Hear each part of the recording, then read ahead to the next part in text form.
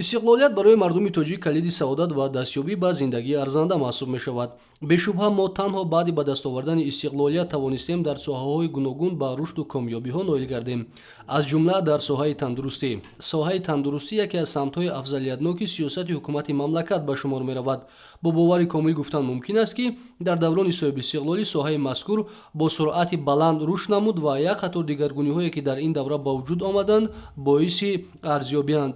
ҳоло дар кишвар муассисаҳои зиёди тандурустӣ фаъолият мекунанд, ки бо навтарин таҷҳизоти техникӣ муҷаҳҳаз мебошанд. яке аз онҳо муассисаи давлатии маркази миллии илмии пайвандсозии узв ва бофтаҳои инсон мебошад. хурсандибахш аст, ки мутахассисони мо бо истифода аз ин имкониятҳои фароҳамовардаи давлату ҳукумат ба рушди илми тиб такони ҷиддӣ медиҳанд. дастоварди нодире, ки дар соли 2020 мутахассисони ин даргоҳ ба он комёб шуданд, иваз намудани донорҳо ё кӯмаккунандагони пайванди ҷигар мебошад. падару модари Нозияи Дилшод бо иллати бемории ҷигари ӯ ба муассисаи давлатии маркази миллии илмии пайвандсозии узв ва бофтаҳои инсон муроҷиат карданд. духтурон пас аз таҳлилҳо ба хулосае омаданд, ки ҷарроҳӣ гузаронида ҷигари ӯро иваз намоянд. аммо натиҷаи таҳлилҳо нишон дод, ки хуни ягон нафар аз пайвандони ӯ барои донор шудан мувофиқ намеояд.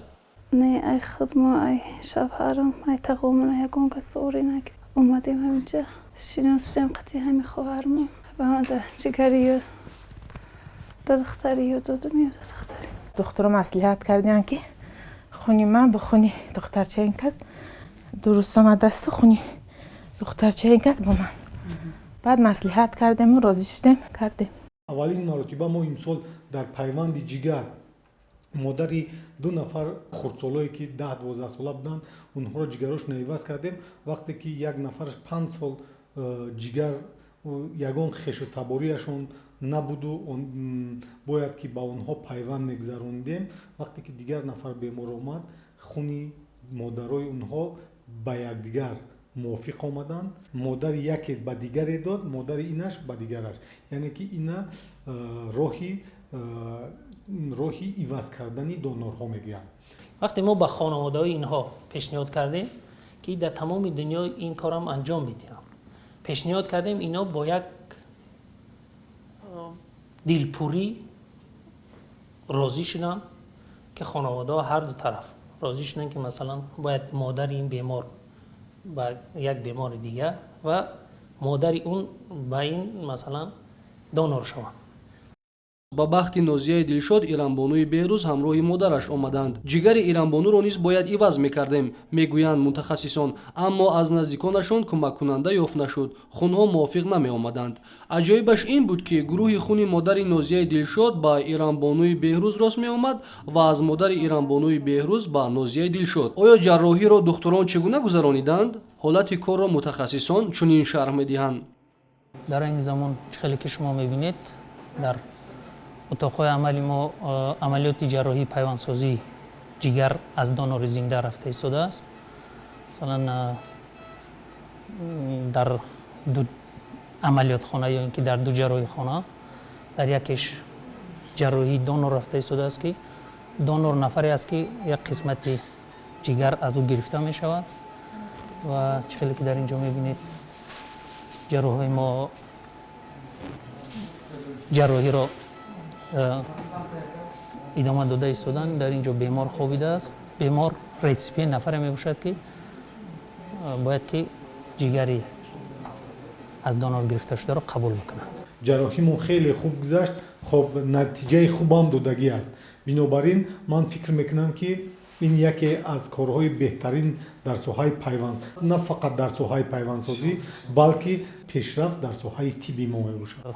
зимни суҳбат мутахассисон иброз доштанд, ки агар узвро аз донори мағзи мурда ҳам гиранд, ин хело ба мақсад мувофиқ аст, яъне аз он нафароне ки бештар ҳангоми садамаҳо ба марг мубтало мешаванд ва сабабашро чунин шарҳ доданд. норасоии узв яке аз мушкилотҳои асосии пайвандсозӣ мебошад.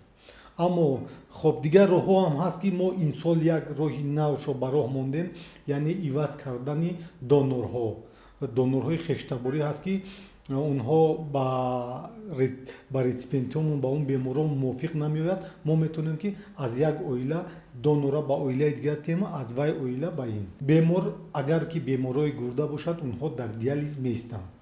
яъне ки бо аппаратҳои сунъӣ онҳо метавонанд ки роли гурдашонро иҷро кунанд, меистанд. Аммо дар ҷигар, дар дил, дар шушҳо фақат ягона наҷоти онҳо пайвандсозӣ аст. Дигар онҳо роҳи наҷот надоранд. Бинобар ин ҳатман мо бояд ки ба марги мағзӣ гузарем. Ба марги мағзӣ нагузарем, ин боиси пешрафти илми пайвандсозӣ шуда наметавонад. ҳоло Нозияи Дилшод ва Иранбонуи Беҳрӯз ин кӯдакони ба ҳам хешу табор гашта ва модарони ҳамро модар гирифта аз саломатияшон шикоят надоранд. ҳозир ман худамро беҳтар ҳис мекунам. ҳозир саломатии ман беҳтар аст. хостем дар ин хусус бо онҳо бештар суҳбат намоем, аммо онҳо ба гуфтани чанд ҷумлае ба маънои мо модарони ҳамдигарро дӯст медорем, акнун мо хушҳолем ки саломат шудем, аз духтурон миннат дорем, иктифо карданд. ҳарди кӯдакҳо пайванд шуданд, онҳо хеле дар ҳолати хуб мебошанд. онҳо дар даҳум рӯз ҳарди беморро ҷавоб дода шуд. نه فقط یک دونور شدن، اینا اگر شما ببینید اینا همش یک دو خانواده آمدن به بیمارستان، ولی از اینجا یک خانواده بزرگ شده بیرون برآمدن. هر کدومشان یک مهر و یک احساس نسبت هم این بیمارا که مادرن دیگه. моя оила шуде. یک مهر پیدا کردم مثل دختر خودم. ин чӣ хубӣ ба марказ дод, чӣ хубӣ барои беморомон дод. Дар илми пайвандсозӣ як варақаи интизорӣ аст. дар тамоми дунё варақаи интизорӣ аст ки онҳо интизор мешаванд ки кай фавти марги мағзӣ мешавад, аз онҳо узв гиранд. аммо дар аз зинда кардан варақаи интизорӣ мо надоштем. барои чӣ? барое ки онҳо дар оила фарз мекунем ки 3 нафар бародаро ҳастанд, ягонташон хуншон ба якдигар мувофиқ намеояд. кира интизор шаванд? дигар онҳо ягон интизорӣ надоштанд. имрӯз ки мо ин усула ба роҳ мондем, хоб ки яъне ин хешутабори доноро иваз карда мешавад, онҳо варақаи интизории мо аз сари нав зинда шуд. онҳо кира интизор мешаванд?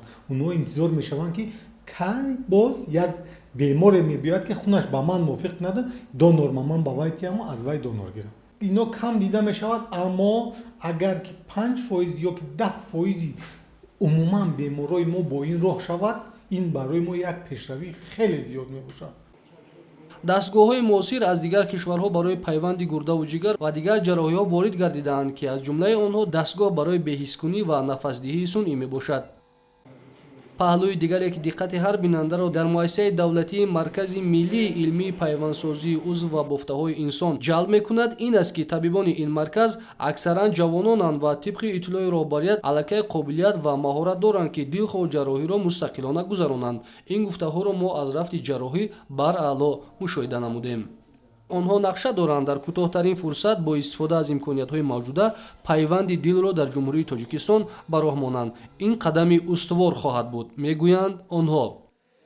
пайвандсозӣ вақте ки мо дар ду донори ҷигар ки гузарондем, модарошон ки ба якдигар иваз кардан, донорошон иваз кардем, хоб ин боз ғайр аз он ки 5%, 10% пайвандомона зиёд мекунад, гуфтем якум, дуюм ин варақаи интизоримон ба роҳ монда мешавад ва ин хеле кори муҳим аст. онҳо интизорӣ мекашанд, мо ба онҳо мефаҳмонем ки шумо интизор чен, ҳамаи тадқиқотҳои хуни шумо, таҳлилҳои хуни шумо дар дасти мо аст. вақте ки донори мувофиқ ба мо ки пайдо кардем, шуморо файрод мекунем, шумо ба якдигар метавонем ки доноротно иваз кунем, пайвандсозиро гузаронем. ман фикр мекунам як ҷаҳиш, як кори хуб барои соҳаи пайвандсозӣ мешавад. ғайр аз ин, имсол мо иқдом гирифтем ки дили сунъӣ аввалин маротиба дар ҷумҳурии Тоҷикистон мо ҳозир маркази шӯъбаи пайвандсозии дил, пайвандсозии шуш ба роҳ мондем.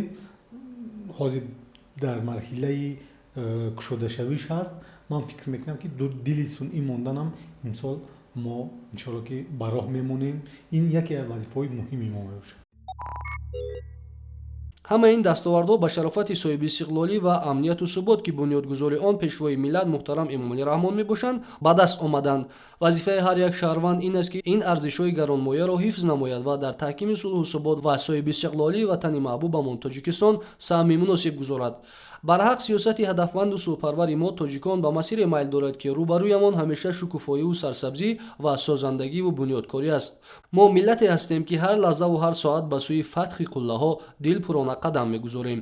дирӯзамонро ба хотир оварда имрӯзамонро боз ҳам зеботару оботар мекунем ва ба фардоямон бо ниятҳову умедҳои тоза менигарем.